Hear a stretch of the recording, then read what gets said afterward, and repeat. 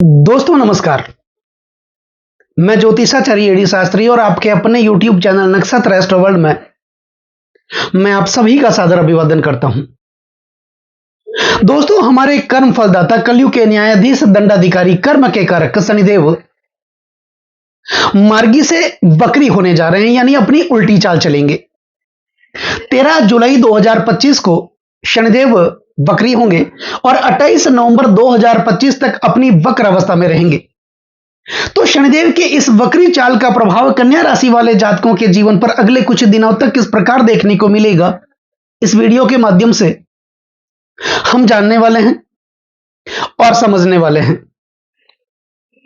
दोस्तों, शनिदेव गोचर में सबसे प्रभावशाली ग्रह माने जाते हैं, क्योंकि ये धीमी गति से चलते हैं और एक राशि में सबसे ज्यादा 2.5 साल तक विराजमान रहते हैं।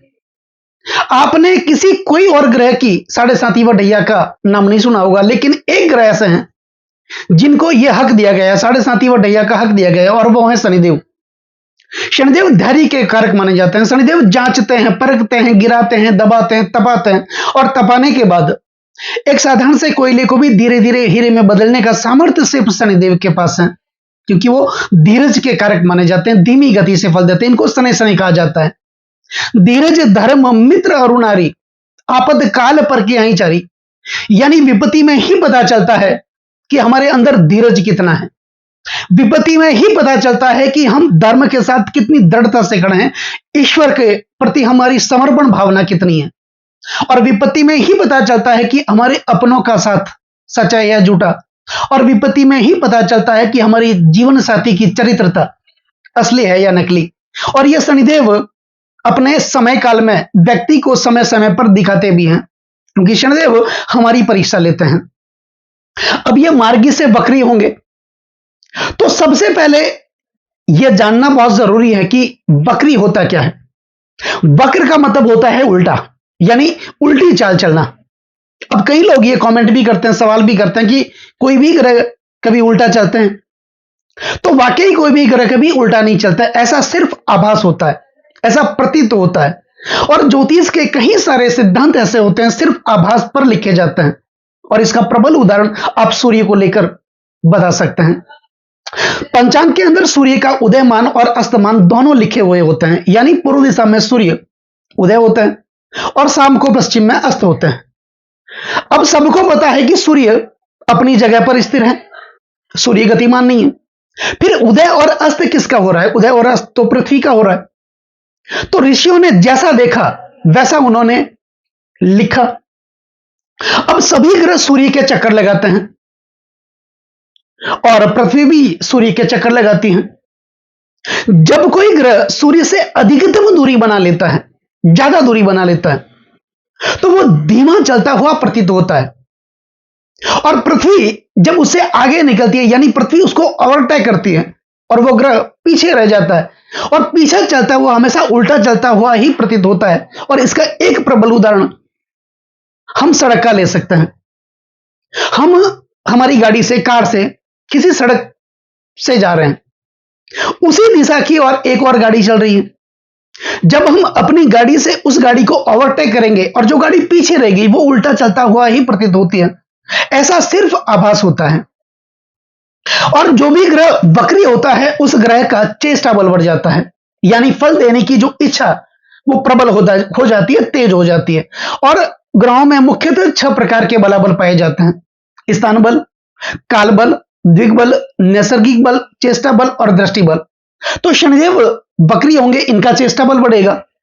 कन्या राशि वाले जातकों के लिए शनिदेव सप्तम भाव में विराजमान है। 29 मार्च 2025 को शनिदेव ने राशि परिवर्तन किया था, यानी वो अपनी मूल त्रिकोण राशि कुंभ राशि से निकल करके देवगुरु बृहस्पति की मीन राशि में विराजमान हुए और कन्या राशि वाले जातकों के सप्तम भाव में विराजमान हुए। 2.5 साल तक लगभग ये सप्तम भाव में ही रहेंगे। 13 जुलाई को ये वक्री होंगे। तो सप्तम भाव का तो ये फल दे ही रहे थे, लेकिन अब ये छठे भाव का भी फल देंगे, क्योंकि ये वक्री होंगे, उल्टी चाल चलेंगे तो छठे भाव का फल देंगे। छठे भाव में राहु विराजमान है शनिदेव की राशि में, और राहु का शनिदेव के साथ मित्रवत संबंध है। बुध, शनिदेव और राहु एक समुदाय के ग्रह हैं, एक ही दल के ग्रह हैं। तो यहां पर राहु विराजमान है। त्रिछष्टे च लभे, राहु सौख्यदाता। जब भी राहु गोचर वर्ष परिभ्रमण करते हुए तीसरे छठे व एकादश भाव का संचरण करते हैं, यह अत्यंत शुभ फल देने वाले माने जाते हैं। और यह शनिदेव की कुंभ राशि में विराजमान है। अब शनिदेव वक्री होंगे तो ये छठे भाव का फल देंगे। शनिदेव के बारे में कहा जाता है, रिपु रोग छष्ट याते पिबती च वनिता से श्री पुटोस्तम, यानी विनिहत रिपु रोग छष्ट याते पिबती च वनिता से श्री पुटोष्टम, यानी शनिदेव जब वक्री होकर के छठे भाव को देखेंगे तो विनिहत रिपु रोग, रिपु यानी दुश्मन, शत्रु, ये शत्रुओं का नाश करेंगे, शत्रु पीड़ा से मुक्त करेंगे, आपके खिलाफ जो षड्यंत्र हो रहे थे उससे आपको मुक्त करेंगे, कर्जों से मुक्त करेंगे, आपके विरोधियों का अंत करेंगे, जो आपकी तरक्की से जल रहे थे, आपकी समृद्धि से जल रहे थे, हमेशा आपकी आलोचना कर रहे थे, लोगों को आपके प्रति भड़का रहे थे, यानी आप आगे बढ़ रहे थे उनको जलन हो रही थी, ऐसे प्रकार के जो लोग थे उनका सर्वनाश करेंगे शनिदेव। जो कन्या राशि वाले जातक होंगे, क्योंकि ये वक्री होंगे तो छठे भाव में, छठे भाव को ये देखेंगे तो राहु भी छठे भाव में विराजमान है। राहु को कलयुग का राजा कहा जाता है। तो जब तक शनिदेव अपनी वक्र अवस्था में रहेंगे, कन्या राशि वाले जातकों के लिए यह अच्छे दिनों की शुरुआत होगी।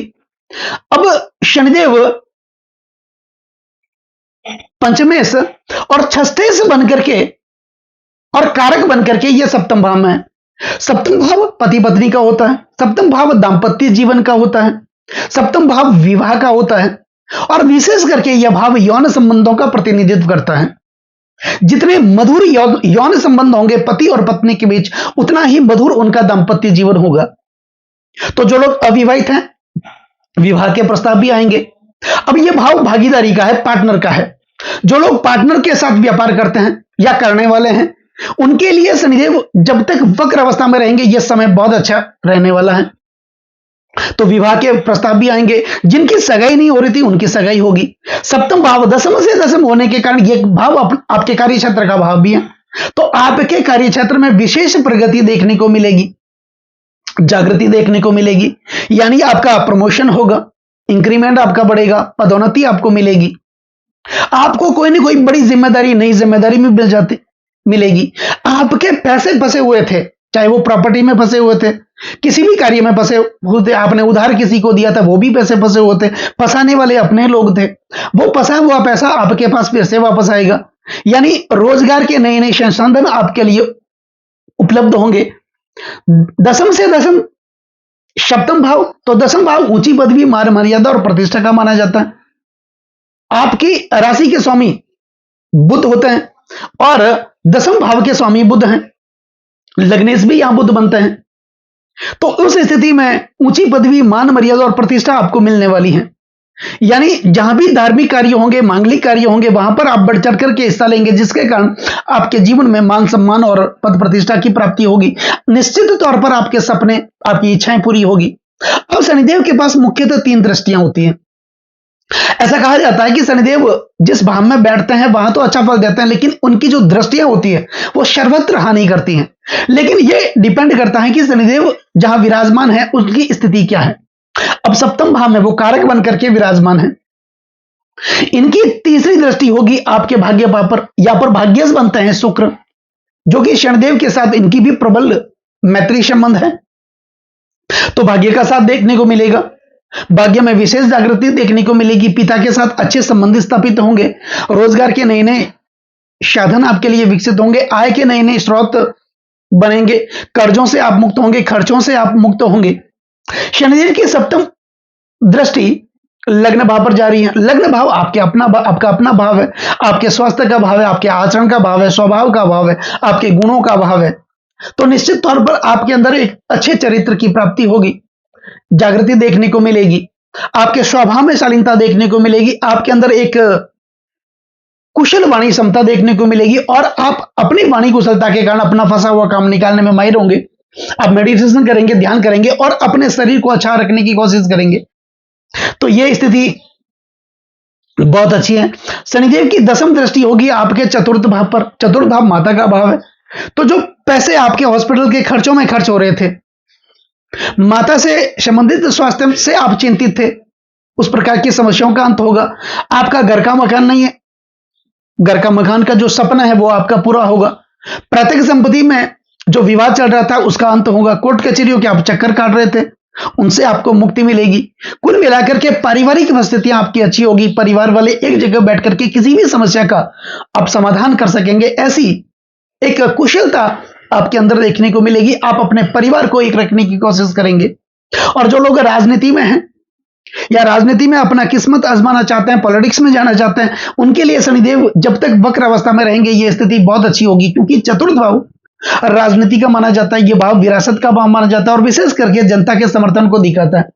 कई लोगों को राजनीति विरासत में मिल जाती है, कई लोग अपने मेहनत के बलबूते पर राजनीति में एक मुकाम हासिल करते हैं। यह भाव जनता का समर्थन दिखाता है और जनता के समर्थन के बिना राजनीति की सफलता नहीं मिलती। तो उनके लिए भी ये जो स्थिति होगी, शनिदेव वक्र अवस्था में रहेंगे तो ये अच्छी स्थिति का निर्माण कन्या राशि, कन्या लग्न वाले जातकों के लिए देखने को मिलेगी। तो अब बात करते हैं कुछ विशेष उपायों की। तो उपाय में क्या करना है? शनिदेव से संबंधित महत्वपूर्ण उपाय इन दिनों में, जब तक शनिदेव अपनी वक्र अवस्था में रहे, आपको करना है भगवान शिव की आराधना आपको जरूर करनी है। दूसरा, शनिदेव के गायत्री मंत्र ओम कृष्णागाय विद्महे रवि पुत्राय धीमहि तनो शनि प्रचोदयात, इस मंत्र का उच्चारण करना है। शनिदेव के पौराणिक मंत्र नीला जन्म समाभासम रविपुत्रम यमागर्जम छाया मार्तम संभूतम तम नमामि शनिचरम, इस मंत्र का उच्चारण भी आपको करना है। कीड़ी नगरा आपको जरूर करना है।